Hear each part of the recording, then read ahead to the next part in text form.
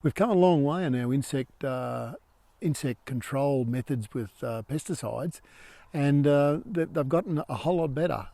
We just need to be better and recognise that they're there for a purpose, and we need to do the best thing we can for our crops, but also the best thing we can for the beneficials, and the best thing we can to reduce this pesticide resistance that we're so eager to sort of jump on and get it again. I think we just don't learn from our previous mistakes, so we need to pay big attention to what we're doing with our insecticides and how we apply them, when we apply them, and whether we should apply them or something else.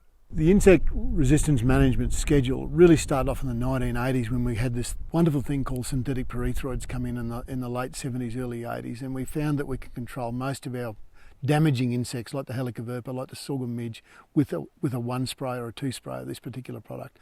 Unfortunately, we overused it. We really hammered it into oblivion, and we had a wholesale insecticide resistance in a lot of our paddocks, and that includes all up the coastal region with all our vegetable crops and our grain crops.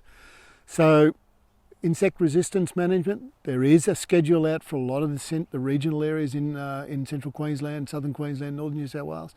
And while it hasn't been formally adopted in some of those coastal regions, it really needs to be looked at, because, as I said, it's not just our pulse crops that are being used for these different insecticides, it's also our vegetable crops are using it. So it's a great thing to just use some different mode of action. That's what I'm getting on. So don't use Altacor, or Steward, nor Thidocarb.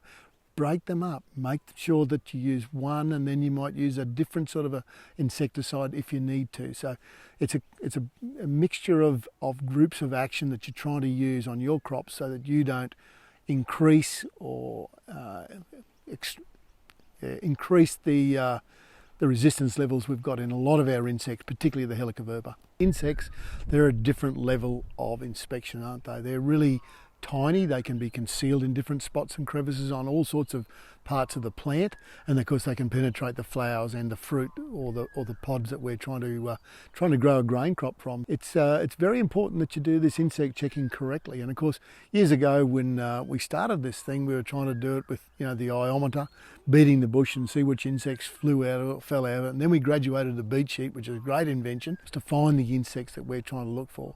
And why do we do that? Why do we look for these insects? Because we need to know what's in there, don't we? We need to know how many insects that may damage our crop are there per square metre, and that's the usual form that we do.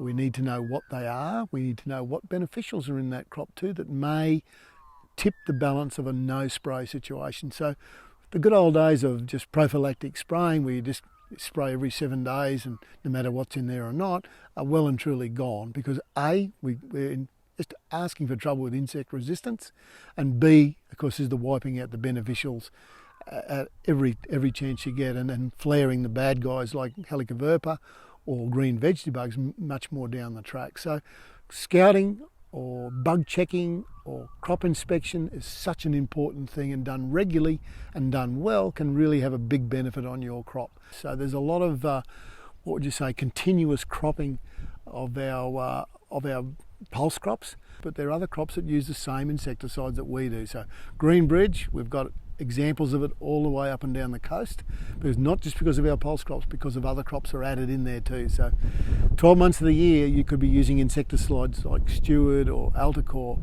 which really puts pressure on the resistance. In other words, resistance levels of those particular insects you're after, like the helicoverpa grub, may well increase because of continued use of those insecticides across a wide range of crops.